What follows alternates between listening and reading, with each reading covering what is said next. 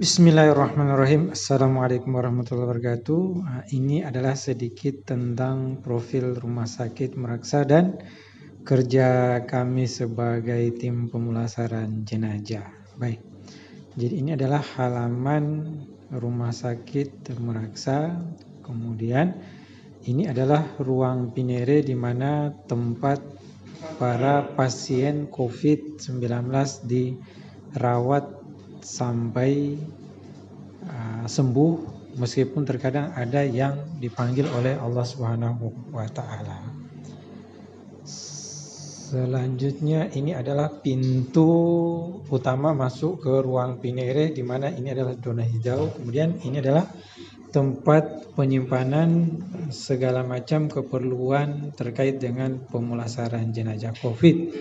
Lalu ini adalah ruang jenazah pemandian COVID, atau disinilah tempat pasien yang meninggal karena COVID dimandikan, kemudian dilanjutkan dengan pengkafanan. Nah, sebelum dilakukan pengkafanan, terlebih dahulu kami menyiapkan kain kafan dan segala keperluan yang akan digunakan untuk mengkafan jenazah. Jika jenazahnya wanita, maka tetap dimandikan oleh tim pemulasaran jenazah perempuan yang telah ditunjuk.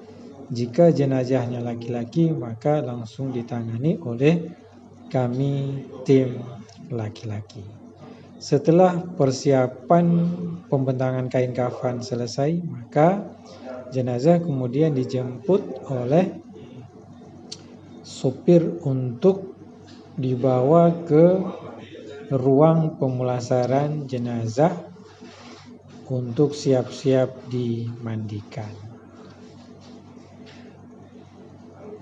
Sambil menunggu jenazah tiba,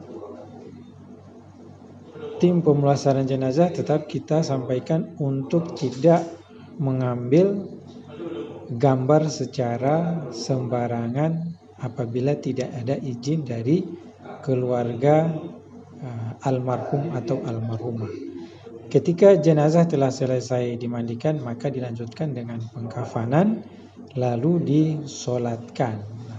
Proses solat ini sebelumnya akan dilakukan oleh kami sebagai tim pemandi jenazah, karena kami menggunakan APD di mana kami tidak kontak langsung dengan orang lain sebelum didesinfektan.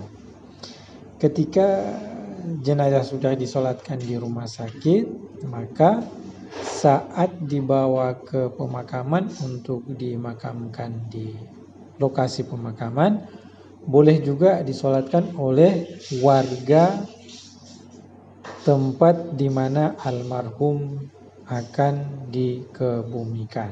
Nah, pelaksanaan sholat jenazah ini tetap kita perhatikan protokol kesehatan, di mana jenazah tetap berada di dalam mobil dan para jamaah kurang lebih 3 meter harus menjauh dari mobil tempat ambulans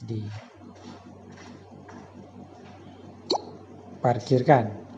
Setelah dilakukan sholat atau pensolatan, maka selanjutnya jenazah dikuburkan di tempat di mana pemakaman telah disiapkan oleh tim penggali kubur. Nah, untuk memasukkan jenazah ke dalam kubur, maka diperlukan tali dan balok agar mempermudah proses memasukkan jenazah ke dalam liang lahat.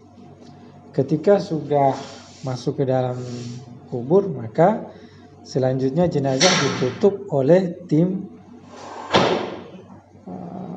pemulasaran jenazah dari rumah sakit sampai tertutup petinya atau dianggap aman untuk pekerjaan selanjutnya dilanjutkan oleh tim pemakaman jenazah dari kampung.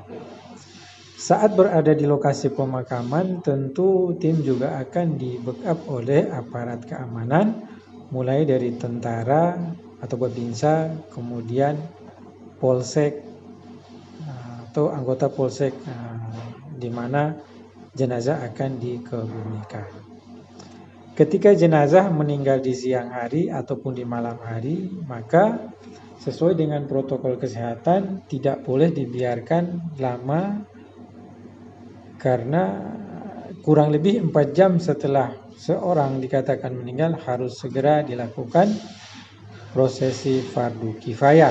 Jika tidak, maka akan keluar cairan dari dalam tubuh jenazah yang bisa menginfeksi petugas pemulasaran atau pemandi jenazah jika tidak memperhatikan protokol kesehatan yang baik.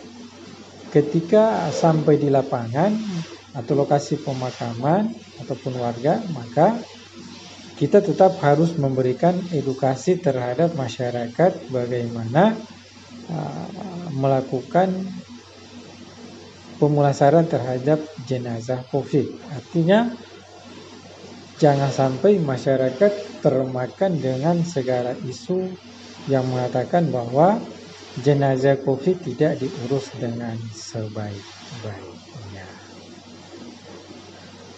Demikian dapat kami sampaikan.